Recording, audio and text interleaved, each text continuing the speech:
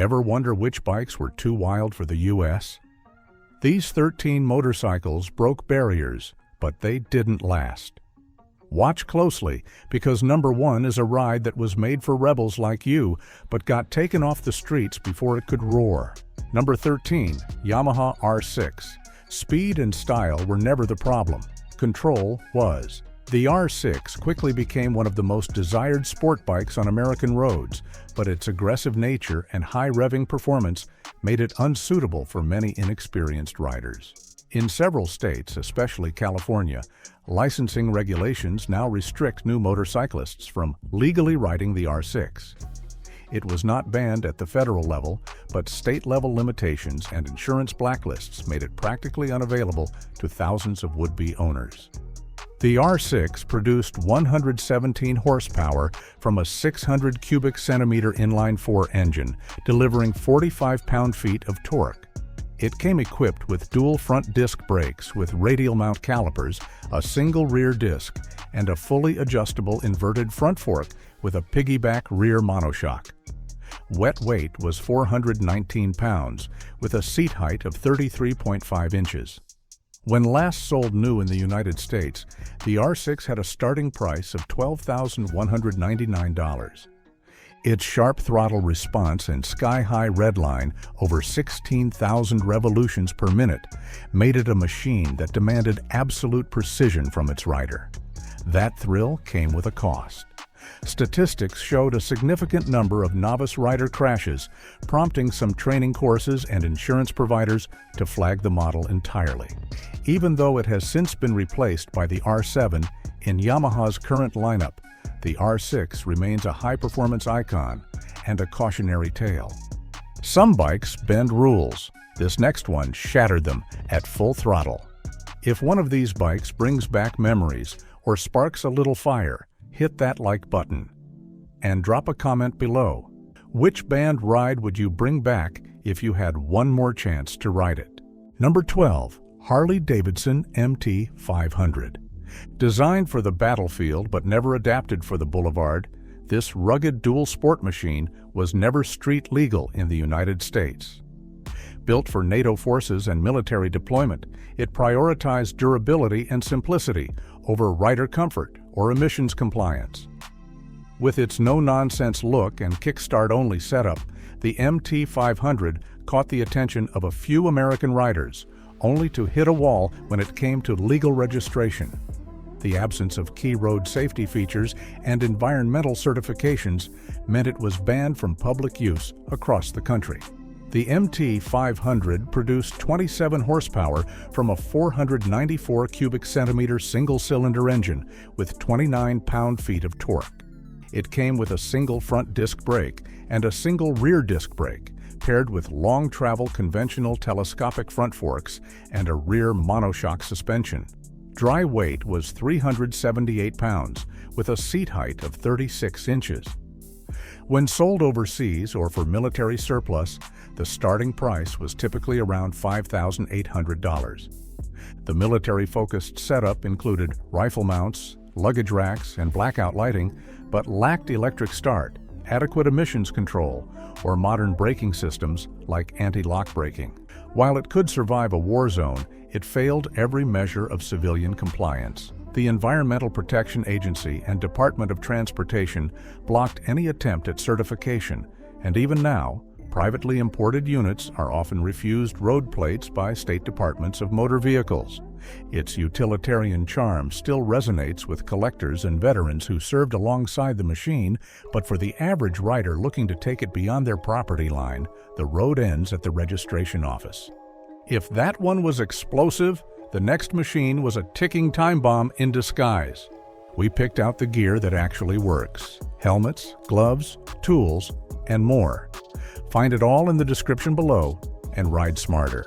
Number 11, Suzuki TL1000S. It had the muscle to challenge any V-twin sport bike of its time, but the trouble came from the rear. The TL1000S entered the market with aggressive styling and a raw riding experience that caught attention fast. Unfortunately, it also earned a deadly reputation. The handling could go from thrilling to dangerous in an instant, especially when pushed hard through corners or over rough pavement. Its downfall wasn't the power, it was a flawed suspension system that let the entire bike down when it mattered most. The TL1000S produced 125 horsepower from a 996 cubic centimeter V-twin engine, delivering 75 pound-feet of torque. It came with dual front disc brakes and a single rear disc, paired with a fully adjustable inverted front fork and a rotary-style rear shock. Wet weight was 489 pounds, with a seat height of 32.5 inches. At launch, the starting price was $9,499. The rotary rear damper, inspired by Formula One technology, overheated easily and lost damping performance under stress. That flaw caused rear-end instability at speed, often leading to violent wobbles that caught even experienced riders off guard. After a string of crashes and growing pressure from safety advocates, the manufacturer issued a global recall and retrofitted bikes with a steering damper. But the damage to its reputation was already done. The model was discontinued in many markets, including the United States.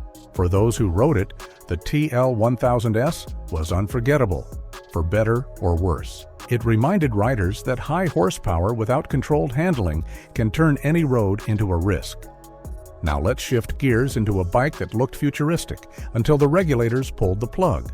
Number 10. Honda NR 750.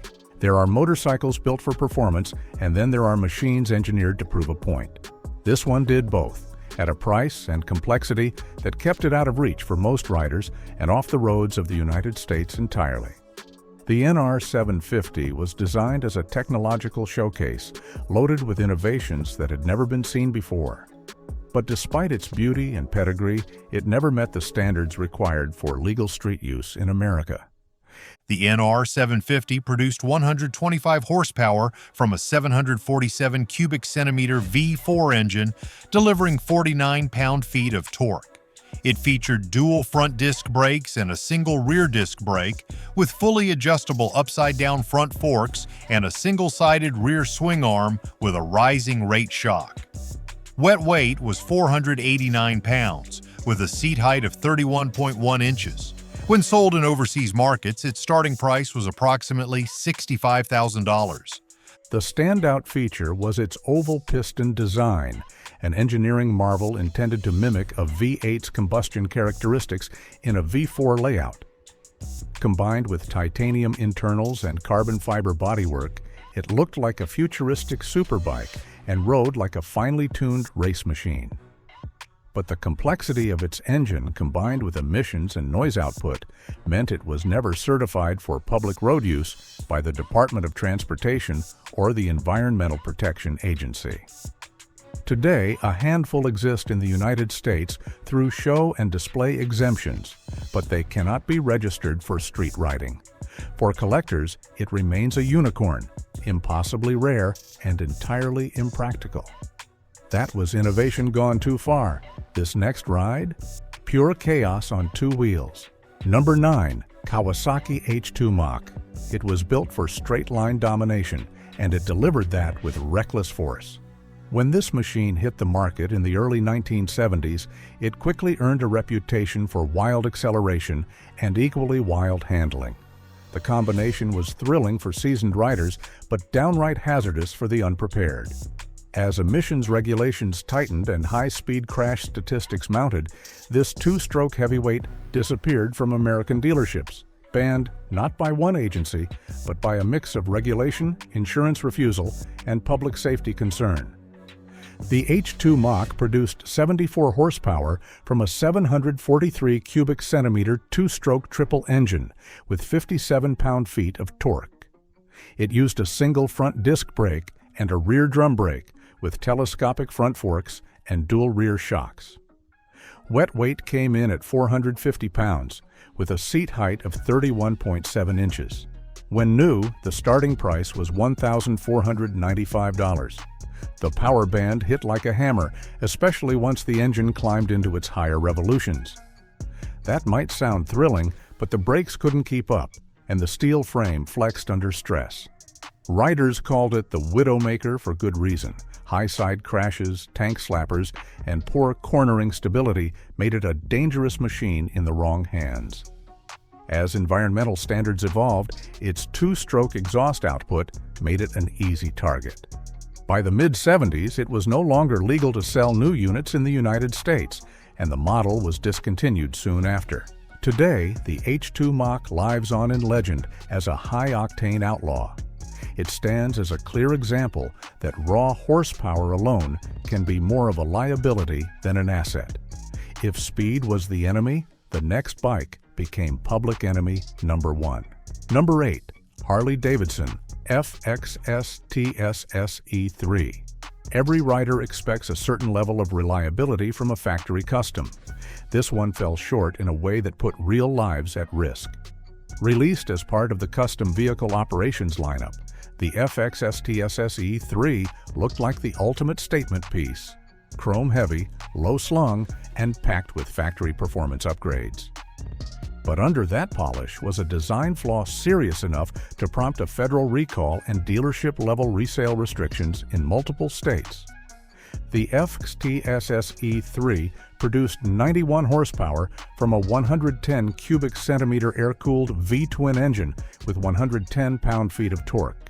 It featured dual front disc brakes and a single rear disc, along with a telescopic front fork and a hidden horizontal rear shock. Wet weight was 734 pounds, with a seat height of 25.9 inches.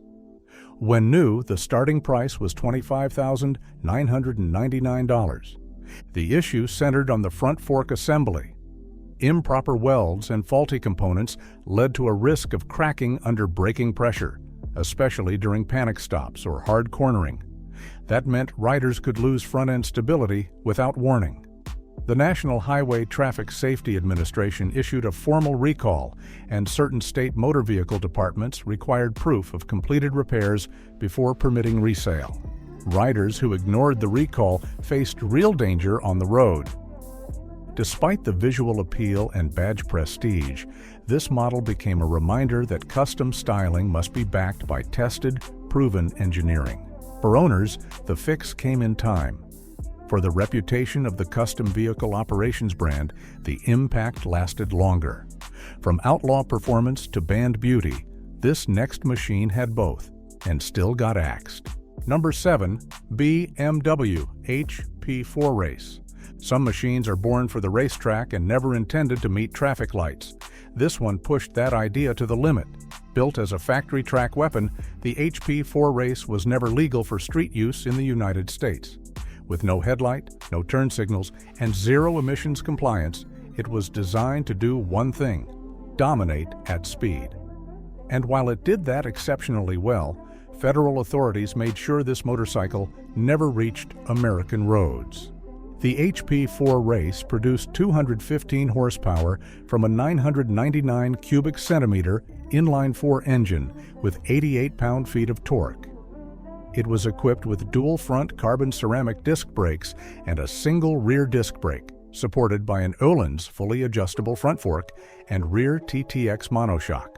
Wet weight was 371 pounds, with a seat height of 32.7 inches. The starting price when released was $78,000. What made the HP4 Race truly unique was its carbon fiber frame and subframe, making it one of the lightest leader-class bikes ever built. But its lack of basic street equipment and inability to meet Department of Transportation and Environmental Protection Agency standards meant it was classified as a track-only motorcycle. That status came with clear legal boundaries: no license plates, no highway use, and no public road registration. A few collectors brought them into the country under race or exhibition permits, but riding one on the street remains a federal violation. The HP4 Race proved that cutting-edge engineering alone isn't enough to win approval in the United States. The next name on this list didn't just disappear. It took a whole Harley lineage with it. Number 6. Harley-Davidson Dyna Series. Stability is something every highway cruiser should offer, especially when you're riding long and hard at 70 miles per hour. But in this case, too many riders found themselves dealing with the opposite. The Dyna series developed a reputation for high-speed instability, known among the community as the death wobble. It didn't show up on every bike, and not every rider experienced it, but when it happened, it was unforgettable.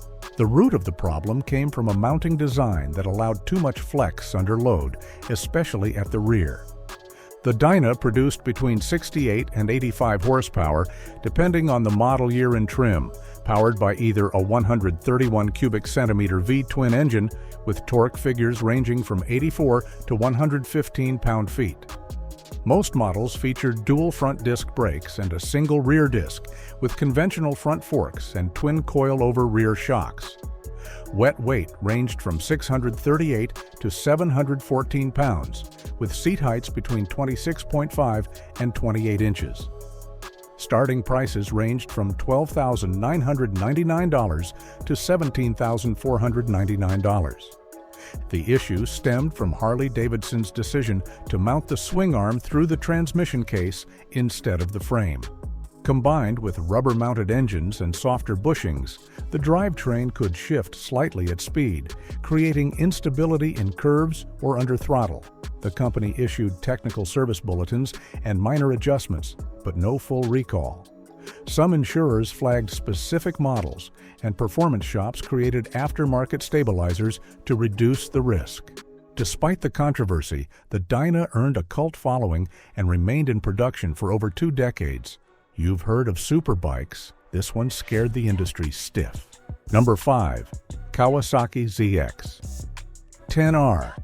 Sometimes a machine pushes performance so far that the chassis struggles to keep up. That was the case with the early versions of the ZX 10R. Launched in the early 2000s, this leader-class sport bike delivered blistering speed but developed a reputation for high-speed instability. It was not banned outright across the United States, but some racing organizations placed restrictions on its use, and insurers flagged it due to an increase in accident claims. The result was a bike too unpredictable for some riders and too risky for others to cover. The ZX-10R produced 175 horsepower from a 998 cubic centimeter inline-4 engine with 84 pound-feet of torque. It came with dual front disc brakes and a single rear disc brake, supported by fully adjustable inverted front forks and a rear monoshock. Wet weight was 436 pounds, with a seat height of 32.5 inches. The starting price at launch was $11,499. The original design prioritized lightweight and compact geometry over rider forgiveness. With a short wheelbase and razor-sharp steering, the bike was quick to turn in, but lacked stability under hard acceleration or corner exit. Riders at the time reported headshake and front-end lift that caught them off guard, especially on uneven pavement. While later models refined the chassis and added electronic stability aids, the early ZX 10R models were known to be unforgiving at best and dangerous at worst. Track day rules and amateur racing bans soon followed, especially in club events where inexperienced riders might overestimate their ability to control it. The next motorcycle had one job: dominate the dirt. What happened instead was a legacy of wreckage. Number 4. Suzuki TM 400 Cyclone. Some bikes earn their reputation on the racetrack. Others earn it in the emergency room. The TM 400 Cyclone was a motocross machine that became notorious in the early 1970s for being one of the most dangerous dirt bikes ever sold. Designed to bring two-stroke racing performance to the masses, it did so with a violent, unpredictable power band and a frame that simply could not keep up. It was not banned by the federal government, but race organizations, dealerships, and riders themselves backed away from it, and fast. The TM 400 Cyclone produced around 40 horsepower from a 393 cubic centimeter single-cylinder two-stroke engine with 34 pound-feet of torque. It featured a front drum brake and a rear drum brake, matched with conventional telescopic forks up front and twin shock absorbers at the rear. Dry weight was 220 pounds, with a seat height of 34 inches. At the time of release, the starting price was $1,195. What made the TM400 Cyclone so dangerous was the way it delivered its power. Below 4,000 revolutions per minute, it ran tame, almost sluggish. But hit that threshold, and the power came on like a switch, launching the rider forward with little warning. Combine that with a lightweight steel frame that flexed under pressure and poor suspension damping, and the result was chaos on two wheels. Riders complained of unpredictable handling, violent kickback when starting, and a tendency for the rear end to swap under load. Over time, it became difficult to find race entries or resale markets for the TM400 Cyclone. Many bikes were parked permanently, others stripped for parts. We've seen danger in power. Now let's talk about a machine banned for being too rare to risk. Number 3. Norton F1. Even among rare motorcycles, this one stood apart, not just for its design, but for the way it was kept out of the United States. The F1 used a rotary engine at a time when most manufacturers had abandoned the idea. While it looked like a race bike and carried technology derived from Norton's Isle of Man TT machines, its high emissions, unique engine heat profile, and noise levels kept it from passing federal regulations. Only a handful ever made it into the country, and none were approved for street use. The F1 produced 95 horsepower from a 588 cubic centimeter twin-rotor rotary engine with 62 pound-feet of torque. It was equipped with dual front disc brakes and a single rear disc brake, supported by upside-down front forks and a monoshock rear suspension. Dry weight was 420 pounds, with a seat height of 31.2 inches. When offered in the United Kingdom, the starting price was roughly $21,000.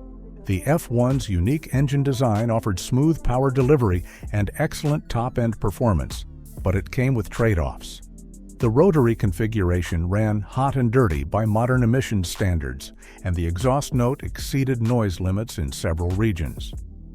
The Environmental Protection Agency and Department of Transportation declined certification, which meant the bike could not be sold through dealers or registered for street riding in the United States. Importers had to classify it as a track-only or exhibition bike to get around restrictions. Collectors still seek it out, and it remains one of the most exotic machines ever to wear a Norton badge. The next chapter in this story is American-made, and its fall hit home for every Harley loyalist. Number 2. Harley-Davidson V-Rod. When it launched, this machine was billed as the future of Harley-Davidson performance.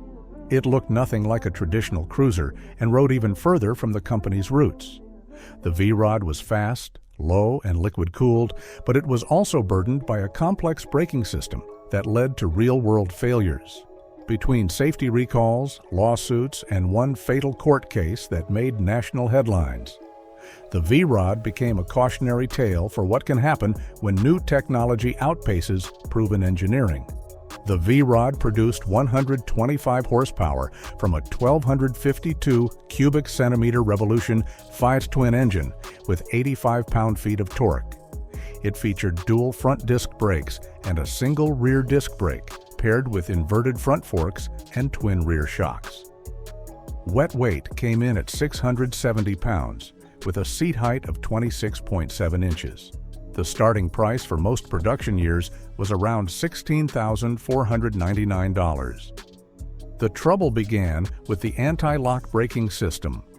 Models built between 2008 and 2011 used a brake fluid that absorbed moisture easily. When riders failed to flush it precisely every 2 years, internal corrosion developed, leading to sticking valves and total brake loss without warning. In one high-profile case, a V-Rod rider was killed when the rear brake activated unexpectedly due to a failed sensor.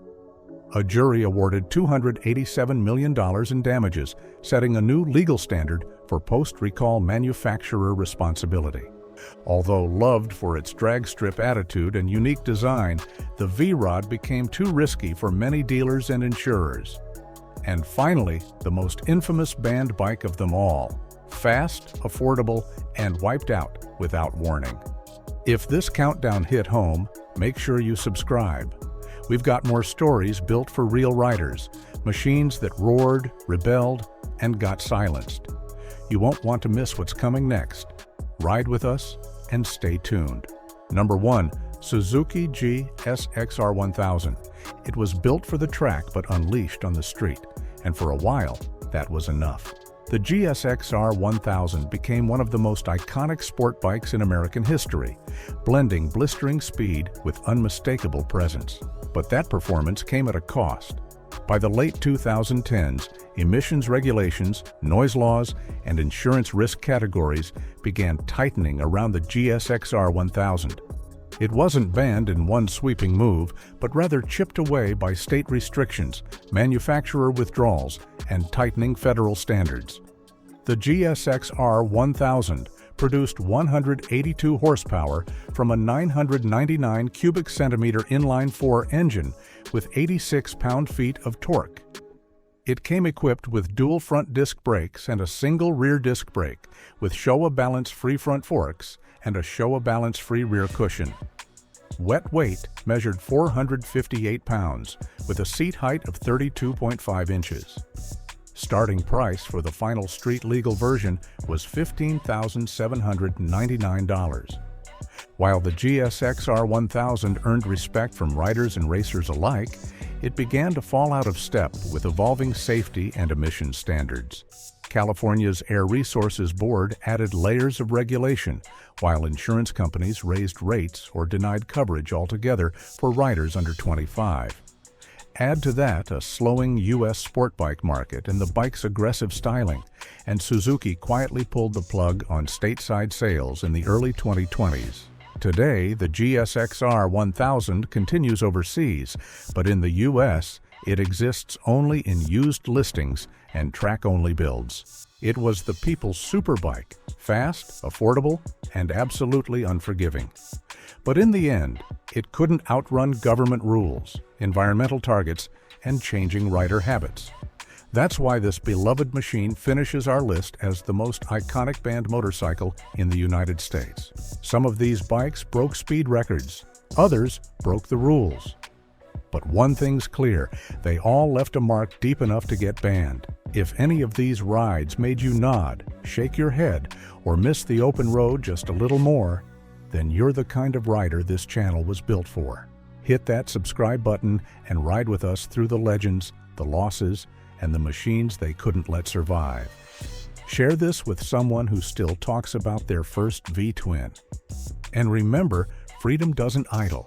It rumbles, it roars, and it rolls forward.